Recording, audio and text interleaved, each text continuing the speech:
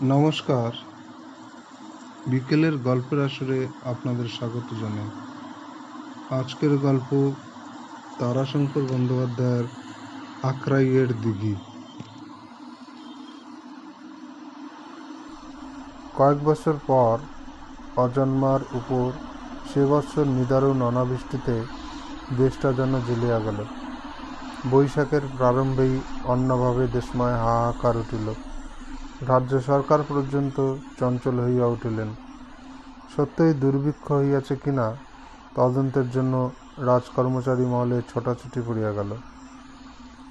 এই তদন্তে কান্দি সাব ডিভিশনের কয়েকটা থানার ভার লইয়া ঘুরিতেছিলেন রজতবাবু ডিএসপি, সুরেশবাবু ডেপুটি আর রমেন্দ্রবাবু কোঅপারেটিভ ইন্সপেক্টর।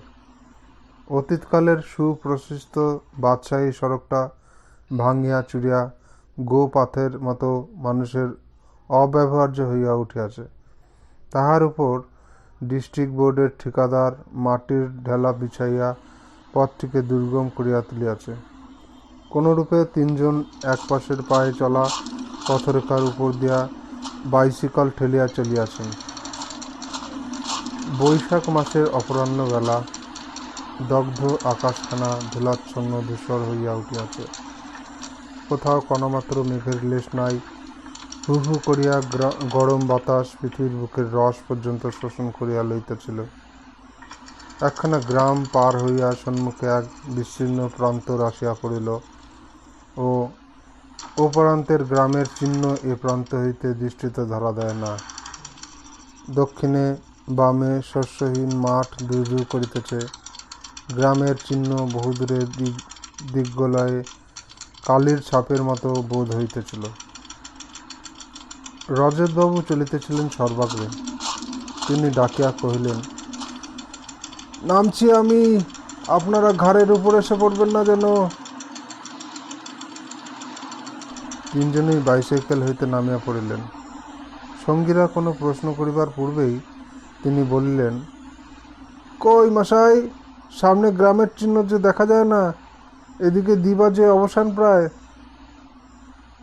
রমেন্দ্রবাবু কোমরে ঝুলানো বাইনোকুলারটি চোখের উপর ধরিয়া কহিলেন, দেখা যাচ্ছে গ্রাম, কিন্তু অনেক দূরে, অন্তত 5-6 মাইল হবে।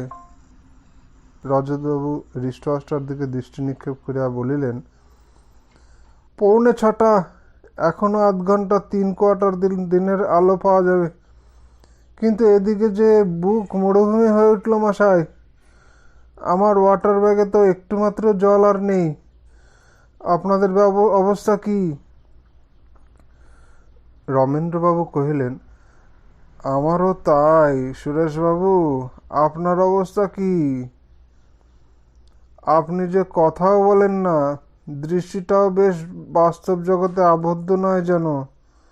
ব্যাপার কি বলুন তো? সুরেশবাবু হাসিয়া বলিলেন, সত্যি বর্তমান জগতে ঠিক মনটা নিবদ্ধ ছিল না। অনেক দূর অতীতের কথা ভাবছিলাম আমি। রজতবাবু সাগ্রহে বলিয়া উঠিলেন, অতীত যখন তখন ইন্টারেস্টিং নিশ্চয়ই, চাই কি রোমান্টিকও হতে পারে। তৃষ্ণা নিবারণের জন্য আর ভাবতে হবে না।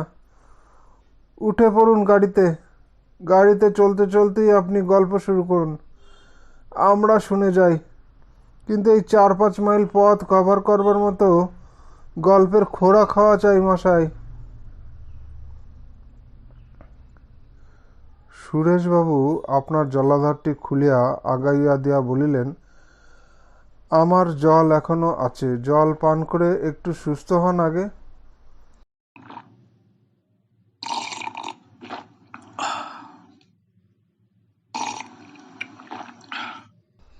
জল পানান্তে সুরেশবাবুকে সর্বাগ্রে স্থান দিয়া রজতবাবু বলিলেন, আপনি কথক, আপনাকে আগে যেতে হবে। সকলে গাড়িতে চড়িয়া বসিল। সুরেশবাবু বলিলেন, আপনাদের জলের চিন্তার কথা শুনেই কথাটা আমার মনে পড়ল।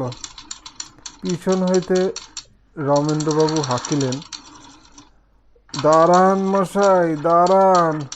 বাহ, আমাকে বাদ দিয়ে গল্প চলবে কিরকম? বেশ, এইবার কি বলছিলেন বলুন, একটু উচ্চ কণ্ঠে কিন্তু। সুরেশবাবু বলিলেন, যে রাস্তাটায় চলেছি আমরা, এই রাস্তাটার নাম জানেন? এইটাই অতীতের বিখ্যাত বাদশাহী সড়ক। এই রাস্তায় কোনো পথিক কোনোদিন জলের জন্য চিন্তা করেননি। ক্রোশ অন্তর দিঘি আর ডাক অন্তর মসজিদ এ পথের এক প্রান্ত থেকে অপর প্রান্ত পর্যন্ত নির্মিত হয়েছিল। দিঘিগুলিও এখনও আছে। বাধা দিয়ে রজতবাবু প্রশ্ন করিলেন, ডাক অন্তর মসজিদটা কি ব্যাপার? ডাক অন্তর মসজিদের অর্থ হচ্ছে, এক মসজিদের আজানের শব্দ যতদূর পর্যন্ত যাবে ততদূর বাদ দিয়ে আর একটি মসজিদ তৈরি হয়েছিল। এক মসজিদের আজান ধ্বনি অপর এক মসজিদ থেকে শোনা যেত। একদিন ভাবুন, দেশ দেশান্তরব্যাপী সুদীর্ঘ এই পথখানির এক প্রান্ত থেকে অপর প্রান্ত পর্যন্ত আজান ধ্বনিতে ধ্বনিত হয়ে উঠত। ওই ওই দেখুন, পাশের ওই ওই যে ইটের স্তূপ, ওটা একটা মসজিদ ছিল। আর ওই প্রতি ক্রোশে একটি দিঘি আছে। তাই বলছিলাম, এ রাস্তায় কেউ কখনো জলের ভাবনা ভাবেনি। রমেন্দ্রবাবু কহিলেন, বাদশাহী সড়ক যখন, তখন কোনো বাদশাহের কীর্তি নিশ্চয়ই? ঠিক বুঝতে পারা যায় না, ঐতিহাসিকরা বলতে পারেন। তবে এ বিষয়ে সুন্দর একটা কিংবদন্তি দেশে প্রচলিত আছে। শোনা যায় নাকি কোনো বাদশাহ বা নবাব দিগ্বিজয়ে ফেরার মুখে এক সিদ্ধ ফকিরের দর্শন পান। সেই ফকির অদৃষ্ট গণনা করে বলেন, রাজধানী পৌঁছেই তুমি মারা যাবে। বাদশাহ ফকিরকে ধরলেন, এর প্রতিকার করে দিতে হবে। ফকির হেসে বললেন, প্রতিকার? মৃত্যুর গতি রোধ করা কি আমার ক্ষমতা? বাদশাহ ছাড়েন না। তখন ফকির বললেন, তুমি এক কাজ করো, তুমি এখন থেকে এক রাজপথ তৈরি করতে করতে যাও তোমার রাজধানী পর্যন্ত। তারপর পাশে ক্রোশ অন্তর দিঘি আর ডাক অন্তর মসজিদ তৈরি করো। সুরেশবাবু নীরব হইলেন। রজতবাবু ব্যগ্রভাবে প্রশ্ন করিয়া উঠিলেন, তারপর মশাই, তারপর? হাসিয়া সুরেশবাবু বলিলেন, তারপর বুঝুন না কি হলো। আজকাল গল্প সাজেস্টিভ হওয়াই ভালো। বাদশাহ রাজধানী পৌঁছেই মারা গেলেন, কিন্তু কতদিন তিনি বাঁচলেন অনুমান করুন। এই পথ, এইসব দিঘি, এতগুলো মসজিদ তৈরি করতে যতদিন লাগে ততদিন তিনি বেঁচে ছিলেন। রজতবাবু বলিলেন, হামবাগ, বাদশাহটি একটি ইডিয়েট ছিলেন বলতে হবে। তিনি তো এই পথটা শেষ না করলেই পারতেন, আজও তিনি বেঁচে থাকতে পারতেন। রমেন্দ্রবাবু গাড়ি হইতে নামিবার উদ্যোগ করিয়া কহিলেন, দাঁড়ান মশাই, এই পথের ধুলো আমি খানিকটা নিয়ে যাব, আর মসজিদের একখানা ইট। সুরেশবাবু কহিলেন, আর একটু কথা শুনুন, তারপর। পথ তো ফুরিয়ে যায়নি আপনার। রজতবাবু তাগাদা দিলেন, সেটা আবার কি? এদেশে একটা প্রচলন আছে, সেটার সঙ্গে আপনার পরিচয় থাকা সম্ভব। পুলিশ রিপোর্টে সে আছে। রমেন্দ্রবাবু অসহিষ্ণু হইয়া বলিলেন, চুলোয় যাক মশাই, পুলিশ রিপোর্ট, কথাটা বলুন তো আপনি। তারা দেবেন না মশাই, গল্পের রস নষ্ট হবে। কথাটা হচ্ছে আখড়াইয়ের দিঘির মাটি, বাহাদুরপুরের লাঠি, পুলির ঘাটি, এই তিনের যোগাযোগে এখানে শত শত নরহত্যা হয়ে গেছে। রাত্রে এ পথে পথিক চলত না ভয়। বাহাদুরপুরে বিখ্যাত লাঠিয়ালের বাস। পুলির ঘাটিতে তারা রাত্রে এই পথের উপর নরহত্যা করত, আর এই সব মৃতদেহ গোপনে সমাহিত করত আখড়াইয়ের দিঘির গর্ভে। রজতবাবু বলিয়া উঠিলেন, ও তাই নাকি? এই সেই জায়গা? সুরেশবাবু উত্তর দিলেন, তার কাছাকাছি এসছি আমরা। সুরেশবাবু কহিলেন, এখনো পুজোর আগে এখানে চৌকিদার রাখবার ব্যবস্থা আছে, আর তার দরকার নেই বোধহয়। এখন এরা শাসন মেনে নিয়েছে। রমেন্দ্রবাবুর গাড়িখানা এই সময় একটি গর্তে পড়িয়া লাফাইয়া উঠিয়া পড়িয়া গেল। রমেন্দ্রবাবু লাফ দিয়া কোনোরূপে আত্মরক্ষা করিলেন। সকলেই গাড়ি হইতে নামিয়া আগাইয়া আসিলেন।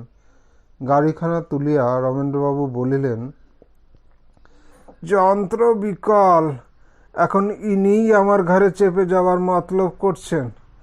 একখানা চাকা ধাক্কায় বেঁকে টাল হয়ে গেছে, আমাদের হাতের মেরামতের বাইরে। সন্ধ্যায় অন্ধকার ঘনাইয়া উঠিতেছিল। রজতবাবু অস্পষ্ট সম্মুখের দিকে চাহিয়া বলিলেন, এ যে মহা বিপদ হলো সুরেশবাবু। কি করা যায়? হাসিয়া সুরেশবাবু বলিলেন, পথপার্শ্বে বিশ্রাম, মালপত্র নিয়ে পেছনের গো যান না এলে তো উপায় বিশেষ দেখছি না। আপনাকে বিপদের হেতু ভাবিয়া রমেন্দ্রবাবু একটু অপ্রস্তুত হইয়া পড়িয়াছিলেন। তিনি তখন গাড়িখানা লইয়া মেরামতের চেষ্টা করিতেছিলেন। রজতবাবু কহিলেন, তুলুন মশাই বাহনকে, একটু বিশ্রামের উপযুক্ত স্থান নেওয়া যাক। বাইসিকলে ঝুলানো ব্যাগ হইতে টর্চটা বাহির করিয়া সুরেশবাবু সেটার চাবি টিপিলেন। তীব্র আলোকরেখায় সম্মুখের প্রান্তর আলোকিত হইয়া উঠিল। অদূরে একটি মাটির উপর স্তূপ দেখিয়া সুরেশবাবু কহিলেন, এই যে সম্মুখেই বোধহয় আর আখরাইয়ের দিঘি, চলুন ওরই বাধাঘাটে বসা যাবে।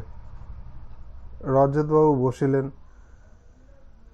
হ্যাঁ, অতীত যুগের কত শত হতভাগ্য পথিকের প্রেতাত্মার সঙ্গে সুখ দুঃখের কথাবার্তা অতি উত্তমই হবে। ততক্ষণ হাসিয়া রজতবাবু কথা কহিলেন, আর বাহাদুরপুরের একখানা লাঠির সঙ্গে যদি সাক্ষাৎ হয়, সে উত্তমের পরে অযোগ্য মধ্যম হবে না, কি বলেন? কোমরে বাঁধা পিস্তলটায় হাত দিয়ে রজতবাবু কহিলেন, তাতে রাজি আছি।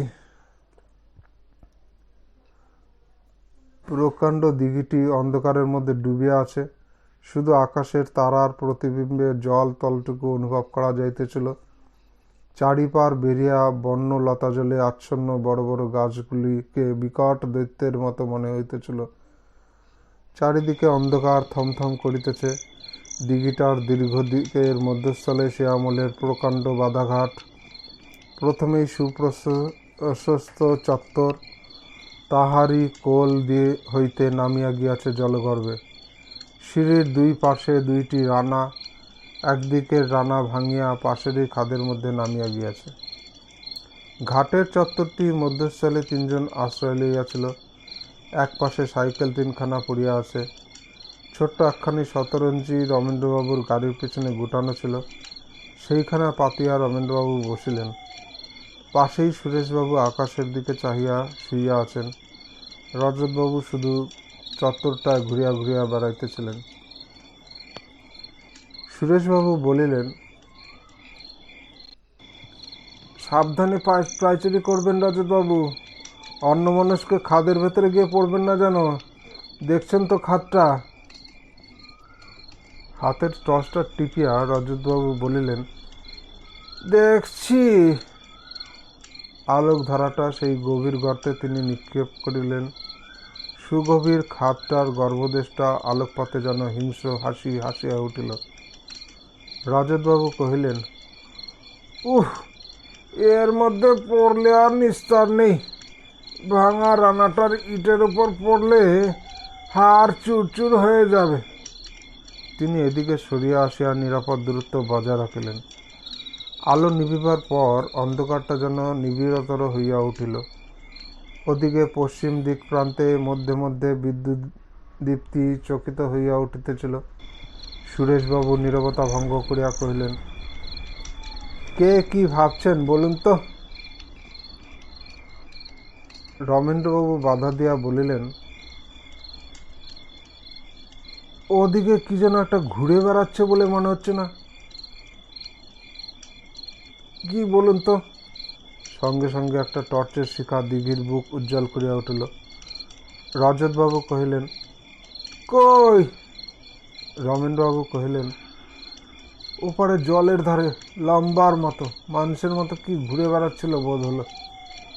সুরেশবাবু হাসিয়া বলিলেন, দিঘির গর্ভে কোনো অশান্ত প্রেতাত্মা হয়তো, কিংবা বাহাদুরপুরের লাঠিয়াল কেউ।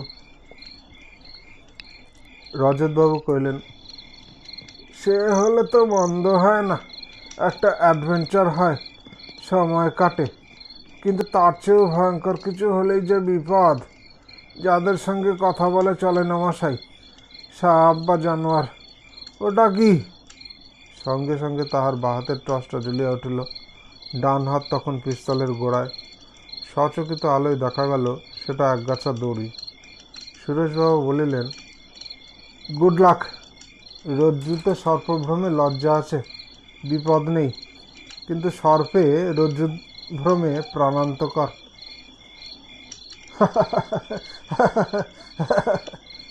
সকলেই হাসিলেন, কিন্তু সে হাসি মৃদু মন্থর।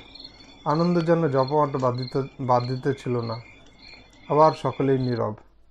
অকস্মাৎ দিঘির ওদিকের কোণে জল আলোড়িত হইয়া উঠিল। শব্দে মনে হয় কেহ যেন জল ভাঙিয়া চলিয়াছে। টর্চের আলো অত দূর পর্যন্ত যায় না। আলোকধারার প্রান্তমুখে অন্ধকার সুনিবিড় হইয়া উঠিয়া কিছু দেখা গেল না। রমেন্দ্রবাবু কহিলেন, এখনও বলেন আমার ভ্রম? সুরেশবাবু কথায় উত্তর দিলেন না। তিনি নিবিষ্ট চিত্তে শব্দটা লক্ষ্য করিতেছিলেন। শব্দটা নীরব হইয়া গেল। সুরেশবাবু আরও কিছুক্ষণ পর বলিলেন, ভ্রমেই বোধ হয়, জলচর কোনো জীবজন্তু হবে। গ্রাম বাতাসের প্রবাহটা ধীরে ধীরে বন্ধ হইয়া চারিদিকে একটা অস্বস্তিকর নিস্তব্ধতায় ভরিয়া উঠিয়াছে। সুরেশবাবু আবার নিস্তব্ধতা ভঙ্গ করিয়া বলিয়া উঠিলেন, না, শুধু রমেন্দ্রবাবুকে দোষ দেব কেন? আমরা সকলেই ভয় পেয়েছি। সিগারেট খাওয়া পর্যন্ত ভুলে গেছি মশাই। নিন, একটা সিগারেট খাওয়া যাক। রজতবাবু বলিলেন, না মশাই, একে আমি অভ্যস্ত নই। তার উপর খালি পেটে শুকনো গলায় সহ্য হবে না। থাক। আসুন তবে রমেনবাবু, আমরা দুজনেই। ও কি? মানুষের মৃদু কণ্ঠস্বরে তিনজনেই চকিত হইয়া উঠিল। কে যেন আত্মগতভাবেই মৃদুস্বরে বলিতেছিল, তারা তারা তারাচরণ এখানেই তো ছিল, কোথায় গেল? রজতবাবুর হাতের টর্চটি প্রদীপ্ত রশ্মিরেখা জ্বলিয়া উঠিল। রমেনবাবু ত্রস্তস্বরে বলিলেন, এদিকে এদিকে এদিকে, ভাঙা রান্নাটার পাশে জলের ধারে। ওই ওই, কিন্তু দপদপ করে জ্বলছে কি? চোখ কি? ওই ওই ওই যে ওই যে। দীর্ঘ রশ্মিধারা ঘুরিল। সঙ্গে সঙ্গে সুরেশবাবুর টর্চটাও প্রদীপ্ত হইয়া উঠিল। জলের ধারে দীর্ঘাকৃতি মানুষ্যমূর্তি দাঁড়াইয়াছিল। আলোকছটার আঘাতে চকিত হইয়া রশ্মির উৎস লক্ষ্য করিয়া মুখ ফিরাইল। রমেনবাবু অস্ফুট চিৎকার করিয়া পড়িয়া গেলেন। সুরেশবাবুর হাতের টর্চটাও নিভিয়া গিয়াছিল। অদ্ভুত, অতি ভীতপ্রদ সে মূর্তি। দীর্ঘ বিবর্ণ চুল, দীর্ঘ দাড়ি গোফে সমস্ত মুখখানা আচ্ছন্ন, অস্বাভাবিক দীর্ঘ কৃষ্ণবর্ণ দেহখানা কর্দম লিপ্ত, কঠোরগত জ্বলন্ত চোখ দুইটিতে আলো পড়িয়া ঝকঝক করিতেছিল। সে মূর্তি ধরণীর সর্বমাধুর্য বর্জিত মাটির জগতের বলিয়া বোধ হয় না। রজতবাবু স্তম্ভিত হইয়া গেলেন। তবুও তিনি কয়েক পদ অগ্রসর হইয়া প্রশ্ন করিলেন, কে কে তুমি? উত্তর দাও, কে তুমি? নিস্তর নিস্তব্ধ মূর্তির পেশিগুলো ঈষৎ চঞ্চল হইয়া উঠিল। একটু অদ্ভুত ভঙ্গিতে অধরেখা ভিন্ন হইয়া গেল। সে ভঙ্গিমা যেন হিংস্র, তেমনই ভয়ঙ্কর। রজতবাবু আকাশ লক্ষ্যে পিস্তল দিয়ে ঘোড়া টিপিলেন। সুগভীর গর্জনে নিবিড় অন্ধকার চমকিয়া উঠিল। বৃক্ষ, নিরাশ্রয়ী পাখির দল, কলরব করিয়া উঠিল। সঙ্গে সঙ্গে অদ্ভুত আরেকটি গর্জনে চারিদিকে কাঁপিয়া উঠিল। একটা বিকট হিংস্র গর্জন করিয়া সে বিকট মূর্তি লাফ দিয়া ছুটিয়া আসিল। সে মূর্তি তখন জানোয়ারের চেয়েও হিংস্র, উন্মত্ত। রজতবাবুর বাঁ হাতের টর্চটা হাত হইতে পুড়িয়া গেল। ডান হাতে পিস্তল কাঁপিতেছিল। অন্ধকারের মধ্যে গুরুতর কিছু পতনের শব্দের সঙ্গে সঙ্গে আহত পশুর মতো একটা আর্তনাদ ধ্বনিয়া উঠিল। রজতবাবু কহিলেন, সুরেশবাবু, শীঘ্রই টর্চটা জ্বালুন, আমারটা কোথায় পড়ে গেছে। সুরেশবাবু আলোটা জ্বালিয়া উঠিলেন। রজতবাবু কহিলেন, এখানে আসুন, খাদের মধ্যে। খাদের মধ্যে আলোকপাত করিতেই রজতবাবু বলিলেন, মানুষই, কিন্তু পড়ে গেছে বোধহয়, ঘাড় নিচু করে পড়েছে, ঘাড় ভেঙে গেছে। সুরেশবাবু ঝুঁকিয়া পড়িয়া দেখিয়া শিহরিয়া উঠিলেন। ভগ্ন স্তক স্তূপের মধ্যে হতভাগ্যের মাথাটা অর্ধ প্রথিত হইয়া গিয়াছে। যন্ত্রণার আক্ষেপে ঊর্ধ্বমুখে সমগ্র দেহখানা কাঁপিয়া কাঁপিয়া উঠিতেছিল। উপর হইতে রমেন্দ্রবাবু সভয়ে তাহাকে প্রশ্ন করিলেন, কে কে ও কি, কে, কিসের শব্দ?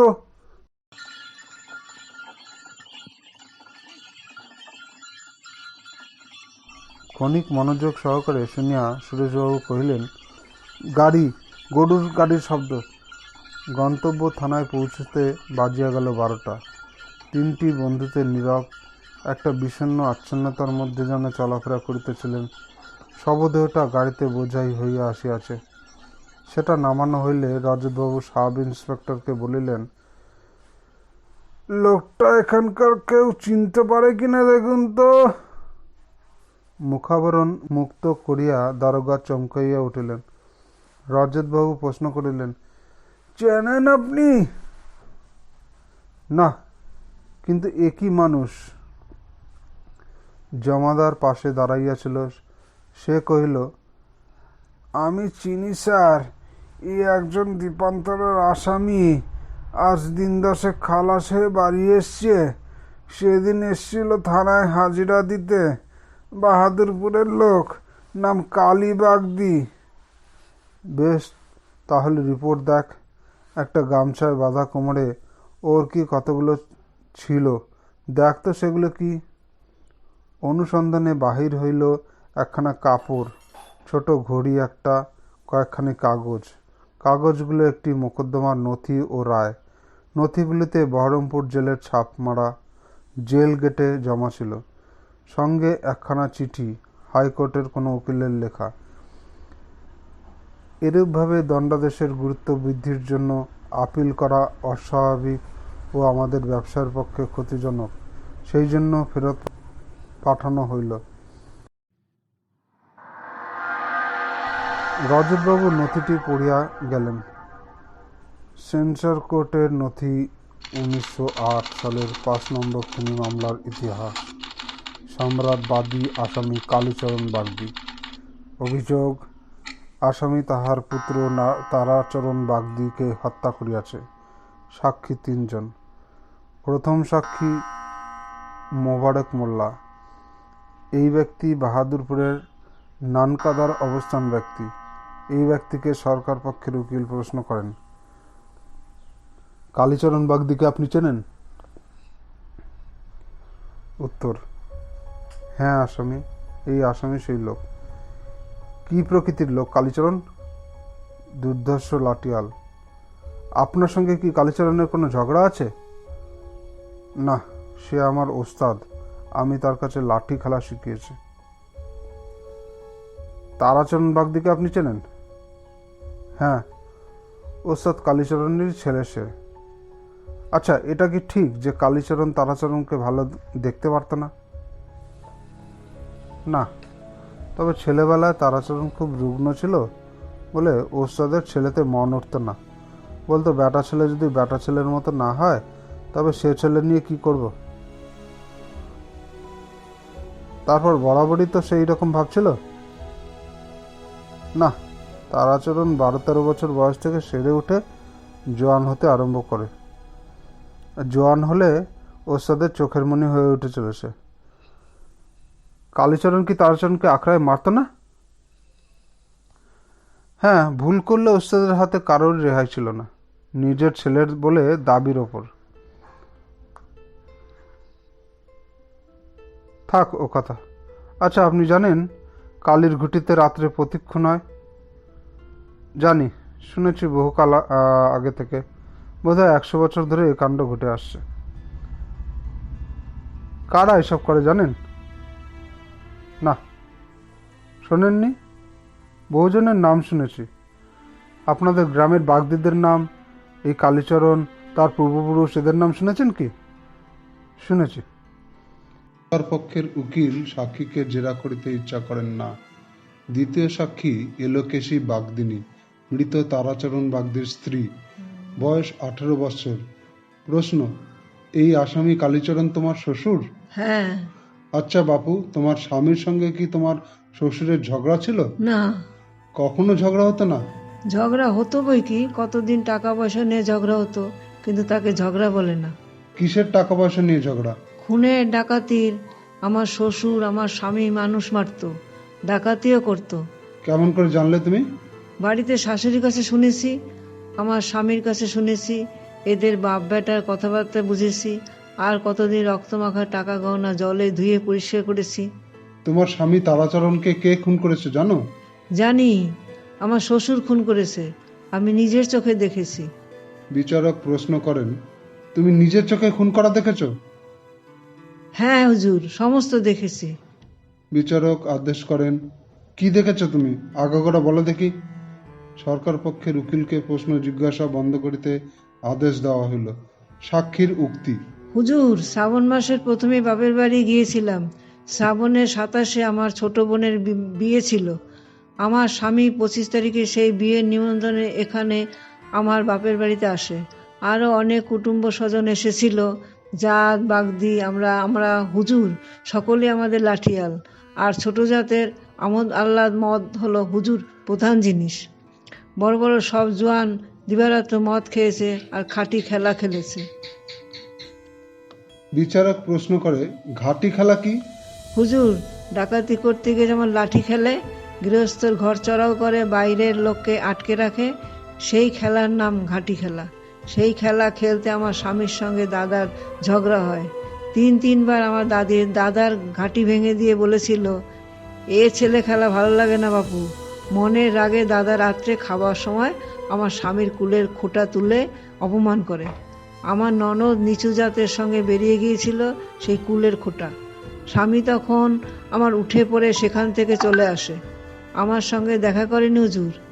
তাহলে তাকে আমি সেই অন্ধকারে বাদল রাতে বেরোতে দিতাম না। আমি যখন খবর পেলাম তখন সে বেরিয়ে চলে গেছে। আমিও আর থাকতে পারলাম না, থাকতে ইচ্ছাও হলো না।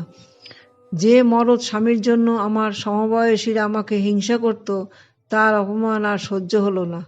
আর আমাকে সে যেমন ভালোবাসতো।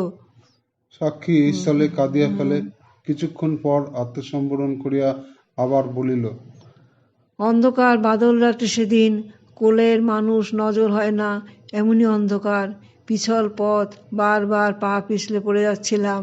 গ্রামের বাইরে এসে আমি চিৎকার করে ডাকলাম, ওগো ওগো। ঝিমঝিম করে বৃষ্টির শব্দ, আর বাতাসে গোঙানিতে সে শব্দ সে বোধহয় শুনতে পায়নি। শুনলে দাঁড়াতো হুজুর, তবে আমি তার গলা শুনতে পাচ্ছিলাম। বাতাসটা সামনে থেকে বইছিল, সে গান করতে করতে যাচ্ছিল। বাতাসে সে গান পিছু দিকে বেশ চলে আসছিল। সাক্ষী আবার নীরব হয়। কিছুক্ষণ পর সাক্ষী আবার আরম্ভ করিল, আমি প্রাণপণে তাড়াতাড়ি যাওয়ার চেষ্টা করলাম, কিন্তু পিছল পথ, তাড়াতাড়ি চলবার উপায় ছিল না। সামনে থেকে জলের ফোঁটা কাটার মতো মুখ চেপে বেজছিল। হঠাৎ একটি চিৎকার শব্দ কানে পৌঁছালো, বাবা বাবা। শেষটা আর শুনতে পেলাম না। চিনতে পারলাম আমার স্বামীর গলা। ছুটে এগিয়ে যেতে গিয়ে পথে পড়ে গেলাম। উঠে একটু দূরে এগিয়ে যেতে দেখি একজোড়া আঙার মতো চোখ ধকধক করে জ্বলছে। এ চোখ দেখে চিনলাম সে আমার শ্বশুর। আমার শ্বশুরের চোখের তারা বেড়ালের চোখের মতো, খয়রা রঙের। সে চোখ আধারে জ্বলে। অন্ধকারের মধ্যে চলে চলে চোখে তখন অন্ধকার সয়ে গিয়েছিল। আমি তখন দেখতেও পাচ্ছিলাম।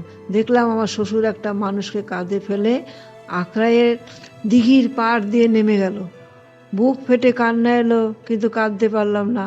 গলা যেন বন্ধ হয়ে গেছিল, চোখে যেন আগুন জ্বলছিল। আমিও তার পিছু নিলাম। সাক্ষীকে বাধা দিয়ে বিচারক প্রশ্ন করিলেন, তোমার ভয় হলো না? আমরা বাগদির মেয়ে, আমাদের মরদের খুন করে আমরা লাশ গায়েব করি হুজুর, আমরা লাশ গায়েব করি হুজুর। আমার হাতে যদি তখন কিছু থাকতো তবে ওই খুনিকে ছাড়তাম না। সাক্ষী অকস্মাৎ উত্তেজিত হইয়া কাঠগড়া হইতে বাহির হইয়া আসামিকে আক্রমণের চেষ্টা করে। তাহাকে ধরিয়া ফেলা হয় ও তাহার উত্তেজিত অবস্থা দেখিয়া সেদিনকার মতো বিচার স্থগিত রাখিতে আদেশ দেওয়া হয়। সাক্ষী কিন্তু বলে যে সে বলিতে সমর্থ এবং আর সে এরূপ আচরণ করিবে না। সে কহিল, তারপর দিঘির গর্ভে দেহটা পুঁতে দিলে সে আমি দেখলাম তখন পশ্চিম আকাশে কাস্তের মতো এক ফালি চাঁদ মেঘের আড়ালে উঠেছিল। অন্ধকার অনেকটা পরিষ্কার হয়ে এসেছে। সেই আলোতে পরিষ্কার চিনতে পারলাম খুনি আমার শ্বশুর। সে বাড়ির দিকে হন হন করে চলে গেল, আমি পিছু ছাড়ি নাই। বাড়িতে এসে লাফ দিয়ে পাঁচিল ডিঙিয়ে সে বাড়ি ঢুকলো, আমি দাঁড়িয়ে রইলাম।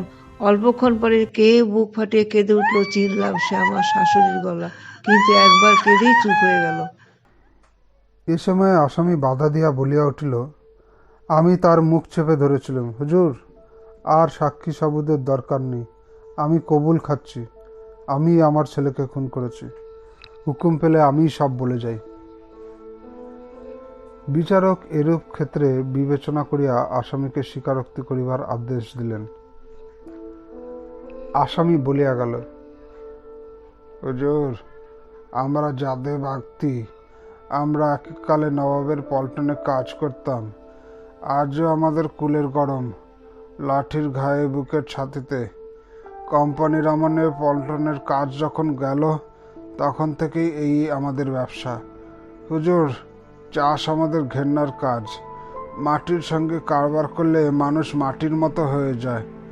মাটি হলো মেয়ের জাত। জমিদার বাড়িতে এককালে আমাদের আশ্রয় হতো, কিন্তু কোম্পানির রাজত্বে থানা পুলিশের জবরদস্তিতে তারাও সব একে একে গেল। যারা টিকে থাকলো তারা শিং ভেঙে ভেলা মানুষ ভালো মানুষ হয়ে বেঁচে রইল। তাদের ঘরে চাকরি করতে গেলে এখন নিজ কাজ করতে হয়, গাড়ু বইতে হয়, মোট মাথায় করতে হয়, জুতো খুলে দিতেও হয় হুজুর। তাই আমরা এই পথ ধরি। আজ 4 পুরুষ ধরে আমরা এই ব্যবসা চালিয়ে চলেছি। জমিদারের দিগিরি লোক দেখানো পেশা ছিল আমাদের। রাত্রির পর রাত্রি চামড়ার মতো পুরো অন্ধকারে গা ঢেকে কুলির ঘাটিতে ওত পেতে বসে থেকেছি। মদের নেশায় মাথার ভেতর আগুন ছুটত, সে নেশা ঝিমিয়ে আসতে পেত না। পাশেই থাকতো মদের ভার, সেই ভারে চুমুক দিতাম। অন্ধকারের মধ্যে পথিক দেখতে পেলে বাঘের মতো লাফ দিয়ে উঠতাম। হাতে থাকতো ফাবড়া, শক্ত বাঁশের 2 হাত লম্বা লাঠি। সেই লাঠি ছুটতাম মাটির কোল ঘেঁষে। সাপের মতো গোঙাতে গোঙাতে সে লাঠি ছুটে গিয়ে পথিকের পায়ে লাগলে আর নিস্তার ছিল না, তাকে পড়তেই হতো। তারপর একখানি বড় লাঠি তার ঘাড়ের ওপর দিয়ে চেপে দাঁড়াতাম, আর পা দুটো ধরে দেহটা উল্টে দিলেই ঘাড়টা ভেঙে যেত। এই সময় একজন জুরি অজ্ঞান হইয়া পড়ায় আদালত সেদিনকার মতো বিচার বন্ধ রাখিতে আদেশ দিলেন। পরদিন বিচারক ও জুরিগণ আসন গ্রহণ করিতে আসামি বলিতে আরম্ভ করিল, কত মানুষ যে খুন করেছি তার হিসাব আমার নেই। সে সময় কোনো কথা কানে আসে না হুজুর। তাদের কাতরানি যদি সব কানে আসতো, মনে থাকতো হুজুর, তাহলে সত্যি পাথর হয়ে যেতাম। মনে পড়ে শুধু 2 দিনের কথা, যেদিন আমার বাপের কাছে হাতে খড়ি নিই, আর আমি আমার ছেলে তার আচরণকে যেদিন হাতে খড়ি দিই। এই 2 দিনের কথা মনে আছে। সরল বাঁশের কোরার মতো দীঘল কাঁচা জোয়ান, তখন তার আচরণ। অন্ধকার রাত্রে শিকারের গলায় দাঁড়িয়ে বললাম, দে পা দুটো ধরে ঘাটটা ঘুরিয়ে দে। সে থরথর করে কেঁপে ফুপিয়ে কেঁদে উঠল। আমি শিকার শেষ করলাম, কিন্তু মনটা সেদিন হিম হয়ে গেল। মনে পড়ে গেল প্রথম দিন আমিও এমনি করে কেঁদেছিলাম। তারপর হুজুর অভ্যাস হয়ে সব হয়ে গেছে। ক্রমে ক্রমে তারা হয়ে উঠল আমার গুলিবাগ। পালকের মতো পাতলা গা, পাথরের মতো শক্ত ছাতি, শিকার পথের উপর পড়লে আমি যেতে না যেতে সে কাজ শেষ করে রাখত। ঘটনার দিন হুজুর। আসামি নীরব হইল। সে পানীয় জল প্রার্থনা করিল।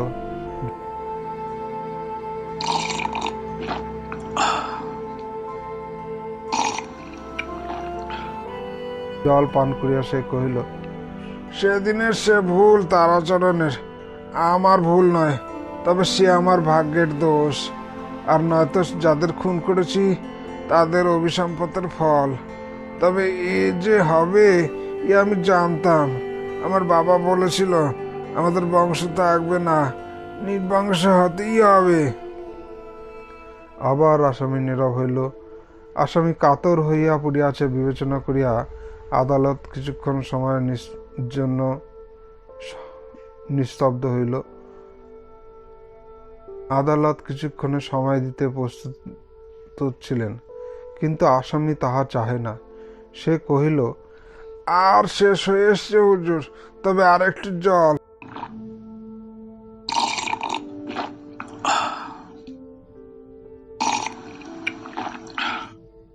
পুনরায় জল পান করিয়া সে বলিয়া গেল,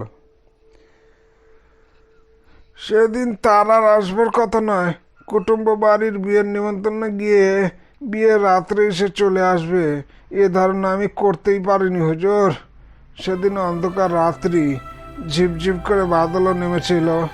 আমার বৌমার কাছে শুনেছেন আমার চোখের অন্ধকারে বেড়ালের মতো জ্বলে। আমার চোখেও আমি সেদিন ভালো দেখতে পাচ্ছিলাম না। সর্বাঙ্গ ভিজে ভিজে হিম হয়ে যাচ্ছিল। আমি ঘন ঘন মদের ভারে চুমুক দিচ্ছিলাম। দুপুর রাত পর্যন্ত শিকার না পেয়ে বিরক্ত হয়ে উঠে আসছি। এমন সময় কার গানের খুব ঠান্ডা আওয়াজ আমি শুনতে পেলাম। বাতাস বইছিল আমার দিক থেকে।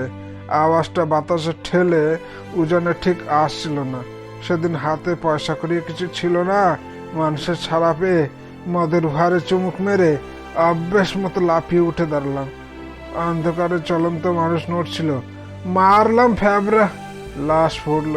চিৎকার করে সে কি বললে কানে এলো না। ছুটে গিয়ে গলায় লাঠি দিয়ে উঠে দাঁড়াবো, শুনলাম, বাবা বাবা আমি।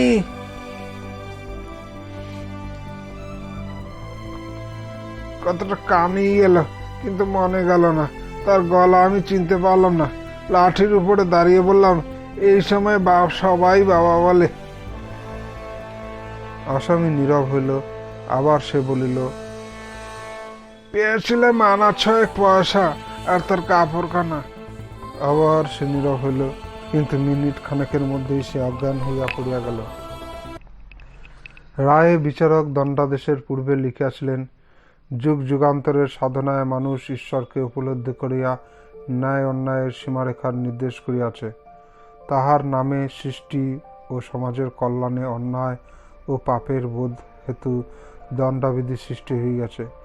ঈশ্বরের প্রতিভূস্বরূপ বিচারক সেই বিধি অনুসারে অন্যায়ের শাস্তিবিধান করিয়া থাকেন। এই ব্যক্তির যে অপরাধ, বর্তমান রাষ্ট্রতন্ত্রের দণ্ডবিধির তাহার যোগ্য শাস্তি নাই।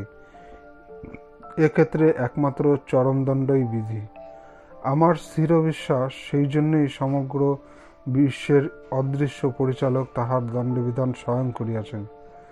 চরমদণ্ড এক্ষেত্রে সে গুরুদণ্ডকে লঘু করিয়া দিবে। ঈশ্বরের নামে বিচারকের আসনে বসিয়া তাহার আমোঘ বিধানকে লঙ্ঘন করিতে পারিলাম না। রায় শেষ হইয়া গেল। তিনজনেই নির্বাক হইয়া বসিয়া রহিলেন। মনের বিচিত্র চিন্তাধারায় পরিচয় বোধ হয় প্রকাশ করিবার শক্তি কাহারও ছিল না। অকস্মাৎ রমেন্দ্রবাবু কহিলেন, একটা কথা বলবো সুরেশবাবু। মৃদুস্বরে সুরেশবাবু বলিলেন, বলুন। পুলিশ এক্সিকিউটিভ আপনারা দুজনেই তো এখানে রয়েছেন। দেহটা আর মর্গে পাঠাবেন না। এই আক্রাইয়ের দিঘির গর্ভেই ওকে শুয়ে থাকতে দিন।